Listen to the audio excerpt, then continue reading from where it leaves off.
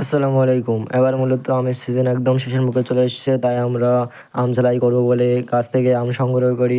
অম্রবলি গাছ থেকে, অম্রবলি গাছ আপনারা জানেন যে দেরিতে আম পাকে, এই জন্য আমরা অম্রবলি গাছ থেকে কিছু আম জোগাড় করি এবং অন্য একটি গাছ থেকে কিছু আম জোগাড় করি। তারপর আমরা বিভিন্ন ধরনের মশলা, গুঁড়ো ঝাল, জল জিরে, ঝালের চাটনি, বিট লবণ, তারপর কাঁচা ঝাল, বিভিন্ন ধরনের মশলা আমরা জোগাড় করে আমরা মাঠের সাইডে চলে আসি আম ঝালাইয়ের জন্য। তারপর আমরা আমগুলো ভালোভাবে ছিলে ভালোভাবে সুন্দরভাবে কেটে ফেলি। আপনারা হয়তো দেখছো যে আমের কালারটা এবার হলুদ, কারণ আম পাকা একদম শেষের মুখে। এবার পাকা আম ছাড়া কাঁচা আম মূলত গাছ থেকে পাওয়াই যাবে না, এই জন্য আমরা ওই টাইপের আম নিয়ে চলে আসি, পাওয়া যাচ্ছে না বলে।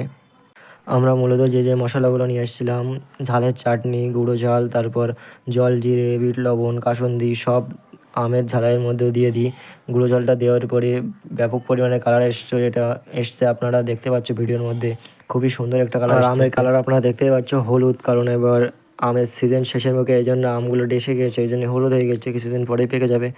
তাই আমরা এই আমই লাস্ট আম ঝালাই করি, কারণ আম ঝালাই এরপরে আর খেতে পারবো না, কাঁচা আমের ঝালাই।